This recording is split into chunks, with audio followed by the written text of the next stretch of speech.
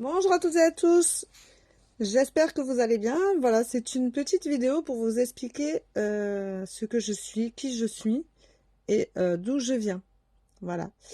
Donc je suis médium. Depuis pas très longtemps, je me suis enfin positionnée.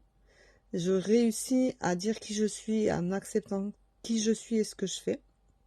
Parce que j'ai eu besoin d'ouvrir mes canaux et que mes canaux, j'étais pas forcément bien prête à les ouvrir et je manquais énormément de confiance en moi, même si depuis toujours j'entendais, je percevais, je ressentais beaucoup, beaucoup, beaucoup. J'ai toujours eu beaucoup d'empathie, j'ai toujours ressenti les douleurs des gens, j'ai toujours été une personne très ouverte à l'autre. Et donc je ressentais les mal-être, je ressentais les problèmes, je ressentais les choses et souvent je faisais parler les gens sans le vouloir, hein. Les gens venaient à moi et parlaient, parlaient, parlaient et j'étais un peu, pas assistante sociale, mais un peu conseillère et je savais ce qu'il allait se passer. Donc voilà, donc j'ai toujours eu ce côté-là. Et depuis que j'ai perdu ma maman, j'ai déployé mes ailes, comme on dit. Enfant, j'entendais, alors ça m'est revenu il n'y a pas très longtemps, c'est vrai que ma mère me disait tout le temps, oh mais on dirait Jeanne d'Arc, tu entends des voix comme Jeanne d'Arc. Et c'est vrai qu'en définitive, je parlais, euh, je parlais, et puis d'un coup j'entendais qu'on m'appelait, et puis j'allais à ma mère et je disais à ma mère, mais tu m'as appelé? Ah non, non, pas du tout. Mon mari aussi d'ailleurs, des fois je lui dis tu m'as parlé, ah non pas du tout. Donc j'entends des sons, des choses qui sont bizarres dans mes oreilles. Souvent ça se passe dans mes oreilles, là ça se passe dans leur tête, moi c'est dans mes oreilles. Et donc j'ai fait un travail sur moi quand ma maman est décédée puisque je la ressentais beaucoup et que je ressentais beaucoup beaucoup de présence, donc je ressentais beaucoup ma maman et petit à petit je me suis ouverte puisque j'ai commencé à aller faire des ressentis photos sur des groupes YouTube, Facebook, je sais pas pourquoi d'ailleurs, pourquoi YouTube, parce que je suis allée voir peut-être beaucoup de vidéos pour essayer de me comprendre et que je me comprenais pas vraiment, parce que j'étais pas apte à recevoir. Mais j'ai commencé comme ça avec des ressentis photos où j'arrivais à dire deux, trois phrases et puis petit à petit, j'ai agrandi les ressentis, j'ai agrandi ce que je ressentais, ce que je percevais, ce qui me venait.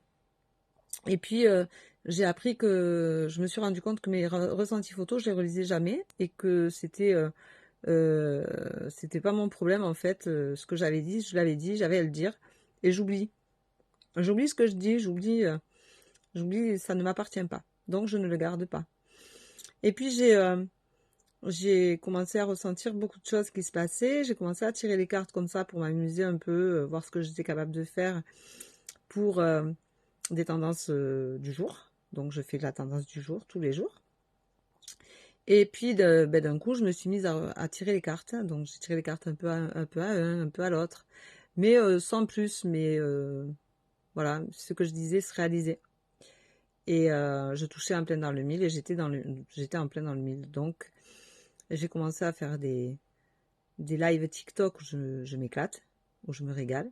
Je passe un temps fou à, à même pas répondre à des questions puisque je demande juste le prénom et voilà et les choses viennent et donc je prends les cartes qui me servent de support puisque souvent on peut revoir sur mes lives que effectivement je dis les choses une fois que les cartes sont tombées, ça correspond à ce que je viens de dire, ça conforte ce que je viens de dire et c'est quelque chose qui m'émeut énormément parce que c'est une magnifique capacité qui est certes très fatigante, mais qui est aussi dans l'aide. Voilà.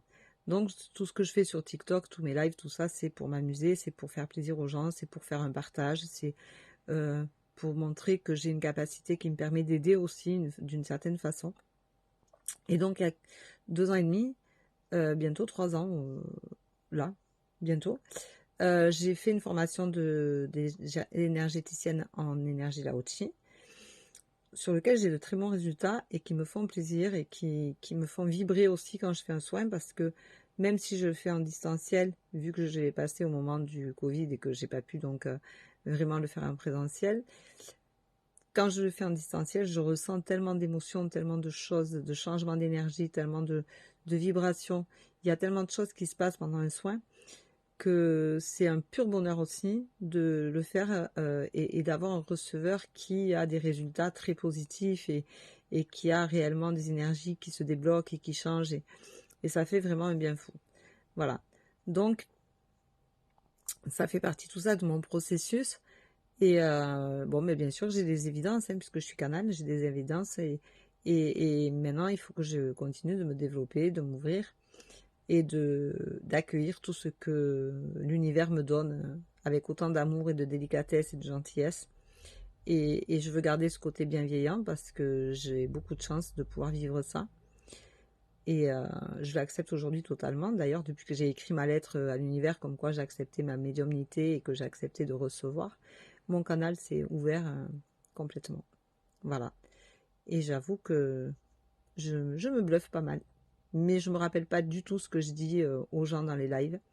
Donc, quand on me contacte, il faut me dire, vous m'avez dit ça, parce que je ne m'en souviens absolument pas. Et je ne regarde pas mes lives. Voilà. Parce qu'ils ne m'appartiennent pas.